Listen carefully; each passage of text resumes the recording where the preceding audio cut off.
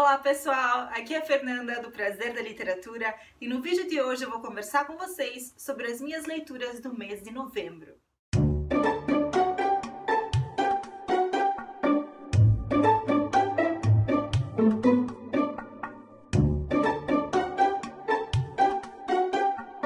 Sim, eu já sei que nós estamos na metade do mês de dezembro, eu não sei como o tempo passou tão rápido, mas é sempre assim quando a gente chega no final do ano, né? Tem tanta coisa acontecendo, então eu ainda não tinha tido tempo de vir aqui conversar com vocês sobre as minhas leituras do mês de novembro. Início de dezembro agora também foi período das provas da minha entrada no doutorado, então também passei bastante tempo estudando. Mas chega de enrolação e vamos conversar sobre as leituras de novembro. O primeiro livro que eu li nesse mês foi O Médico e o Monstro, do Robert Louis Stevenson. Esse livro já estava na minha lista de leituras há muito tempo, tinha colocado esse livro na minha TBR de novembro, eu consegui cumprir praticamente todas as leituras que eu tinha me proposto a fazer. E esse livro aqui é um dos clássicos da literatura gótica e principalmente da segunda fase do gótico, que foi lá no final do século XIX. Esse livro nos conta a história, aliás é um livro bem pequenininho, é bem rápida a leitura, nos conta a história do Dr. Jekyll, do Dr. Jekyll. Aliás, o título em inglês, né, no idioma original desse livro é Dr. Jekyll and Mr. Hyde.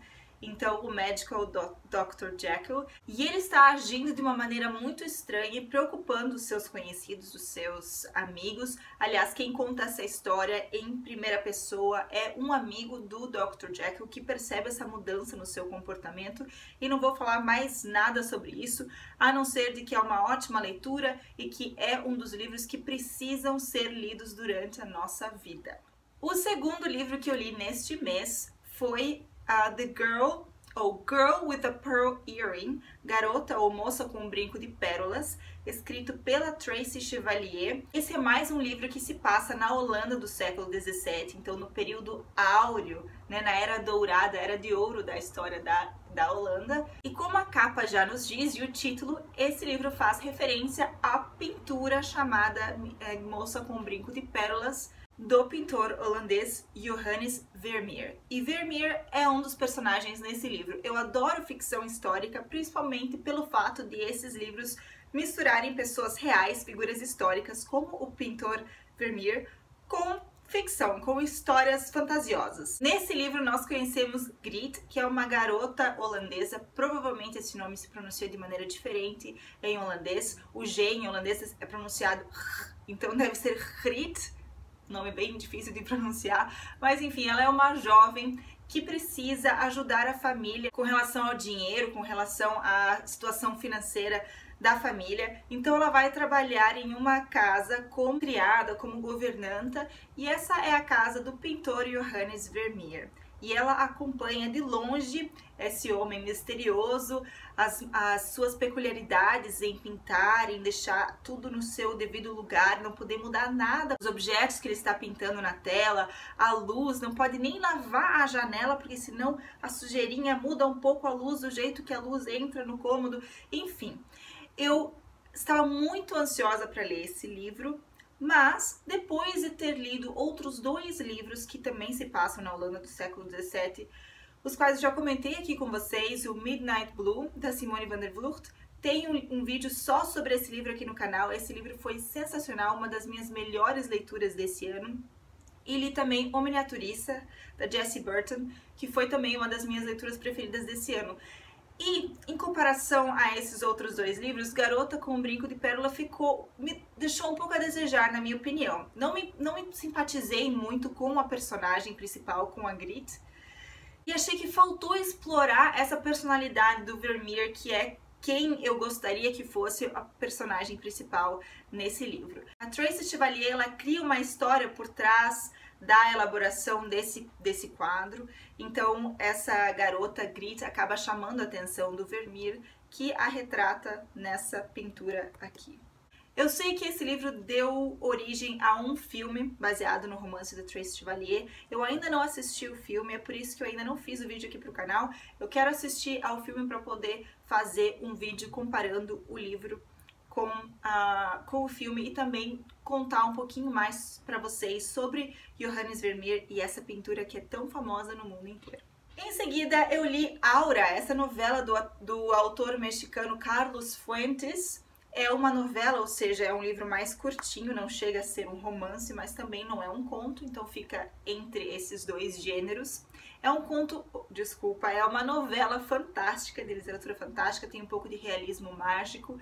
Eu peguei indicação para a leitura desse livro através do canal da Tatiane Feltrin, que eu gosto muito, eu acompanho, gosto dos assuntos que ela aborda. Eu resolvi dar uma chance para esse livro, principalmente porque eu não tenho lido muita literatura fora do eixo inglês, americano, enfim.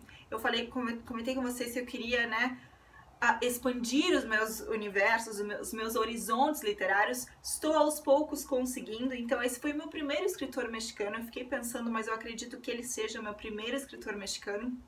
E essa história é simplesmente fantástica nos dois sentidos, tanto de ser muito bom e tanto por ser uma narrativa super envolvente, misteriosa, com elementos sobrenaturais, e nos conta a história de um jovem historiador que aceita uma oferta de trabalho para trabalhar na casa de uma velhinha chamada Dona Consuelo e sua sobrinha, a tal da Aura. Elas moram numa casa muito estranha e muito antiga, no meio do centro da cidade, então é algo que ele não consegue saber como que conseguiu sobreviver a toda a modernidade.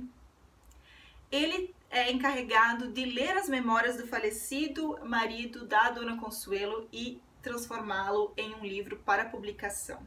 O legal desse livro, que é muito surpreendente, é que ele é escrito em segunda pessoa.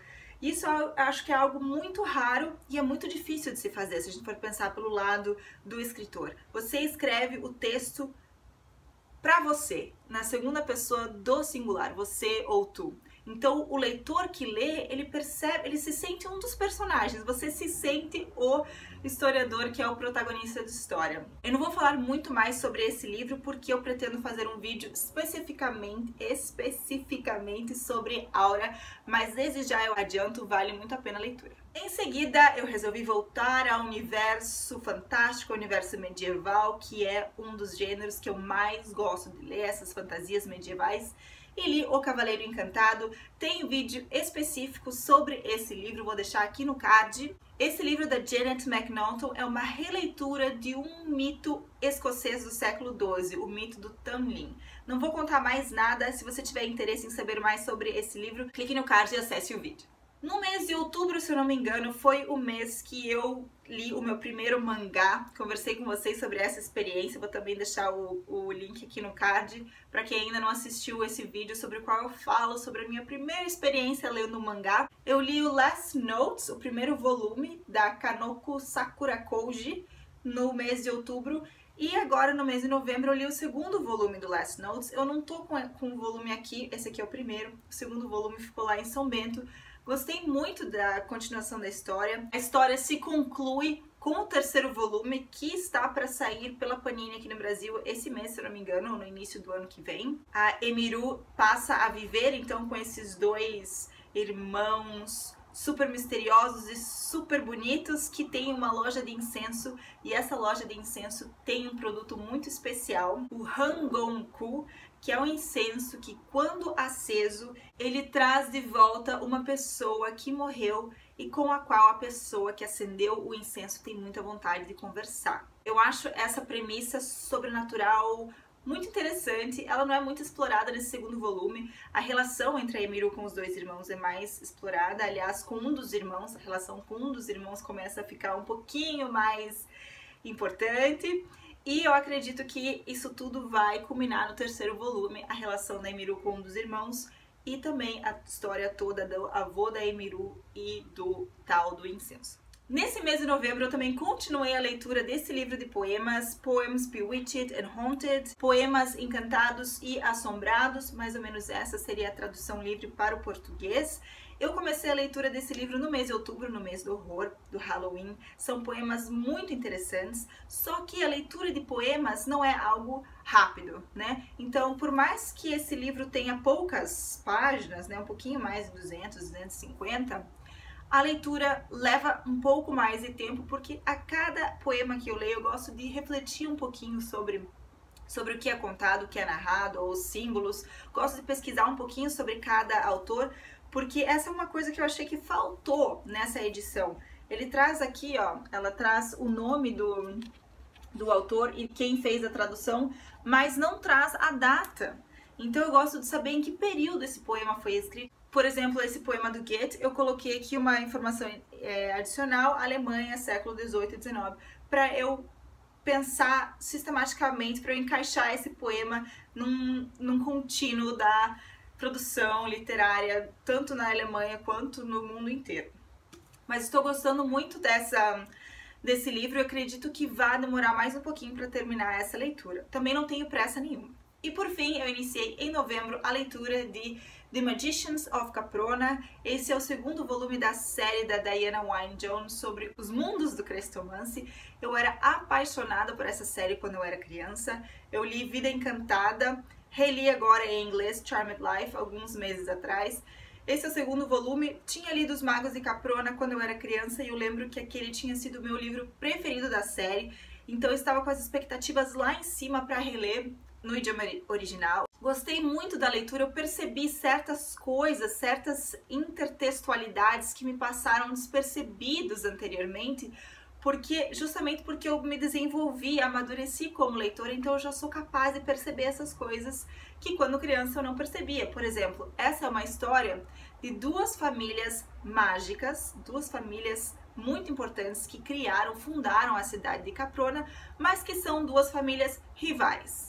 Caprona, Itália, duas famílias rivais, Romeu e Julieta, William Shakespeare. Então eu achei muito legal essa intertextualidade que a Diana Wynne Jones fez com a peça shakespeariana, uma das grandes peças da dramaturgia universal. E o legal é que se você percebe essa intertextualidade, a história fica ainda mais interessante, mas se você não percebe essa intertextualidade, como na minha primeira leitura quando eu era criança, você também tem uma leitura produtiva, você também se diverte, mas são diversas camadas de significado, né? Então agora eu consegui adentrar um pouquinho mais a fundo nas camadas de significado aqui que a Diana Wynne Jones nos proporciona. Pretendo fazer um vídeo conversando com vocês sobre Vida Encantada e Os Magos de Caprona. Eu já encomendei o terceiro volume da série, que é Witch Week, em inglês, em português Semana dos Bruxos, e devo estar começando a leitura logo logo. Então é isso, pessoal, esses foram os livros que eu li no mês de novembro. E vocês, o que leram durante esse mês? Qual livro te chamou mais atenção? Escreva aqui nos comentários. Aqui no box de descrição eu também vou deixar links para acesso a todos esses livros na Amazon. Agora o canal O Prazer da Literatura tem o seu link de associados na Amazon. Então se você fizer alguma compra através dos links que eu vou deixar aqui embaixo, você ajuda o canal com uma pequena comissão. Se vocês gostaram desse vídeo, não se esqueça de dar um curtir. Se você ainda não é inscrito no canal, não deixe de se inscrever. Uma ótima semana a todos e, é claro, ótimas leituras!